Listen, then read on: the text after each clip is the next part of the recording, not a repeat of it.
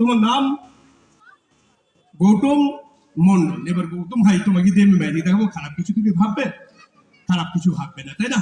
এবার গৌতমকে দিয়ে যে ম্যাজিক দেখাচ্ছে, ম্যাজিকে ছোট্ট খানা জিনিসের সাহায্য নিতে হবে। আর সেই জিনিসটা কি আপনার দেখলেই সবাই চিনে ফেলবে না? আর সেই জিনিসটা এবার আমি আপনাদের সামনে নিয়ে আসছি।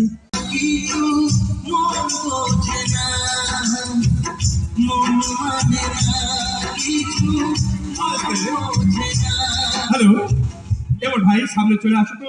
এবার ভাই বলো তো আমার হাতে কি আছে? আমার হাতে একখানা কাছে বাঁধানো ফটো আছে। এবার আপনি বলুন তো আমার হাতে কি আছে? একখানা কাছে বাঁধানো ছবি আছে। এবার এটার মধ্যে কার ছবি আছে আপনার বলুন তো? রাধা কৃষ্ণ ঠাকুরের ছবি। এবার দেখুন রাধা কৃষ্ণ ঠাকুরের ছবি দিয়ে কিছু নেই, তাই না? এবার পিছনে ঘুরিয়ে দেখো তো, পিছনে কিছু আছে? পিছনে কিছু নেই, কিন্তু এই ম্যাজিকটার নাম হচ্ছে পিকচার চেঞ্জ। ভাই পিকচার মানে হচ্ছে ছবি, তাই না? আর চেঞ্জ মানে হচ্ছে বদলানো। আমি যদি এটাকে বদলাতে না পারি, তাই পিছনে তুমি একটা চিহ্ন করে দেবে, ঠিক আছে?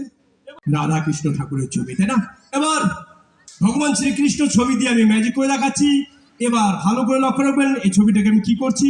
তার আগে পিছনে ভাই কিছু লিখিয়ে দিচ্ছে, একটা চিহ্ন করে।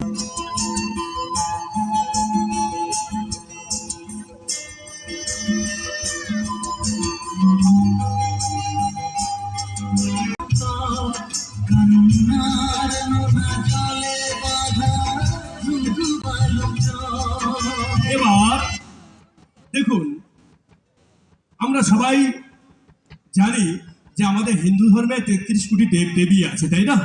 কিন্তু ঠাকুর রামকৃষ্ণদেব বলেছিলেন যে না, ভগবান একজনই। মা কালী যে মা দুর্গা, মা তারা এবং ভগবান শ্রীকৃষ্ণ একই।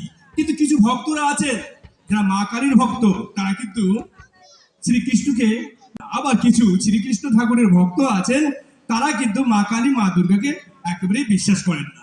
কিন্তু ঠাকুর রামকৃষ্ণদেব বলেছিলেন যে না, ভগবান শ্রীকৃষ্ণ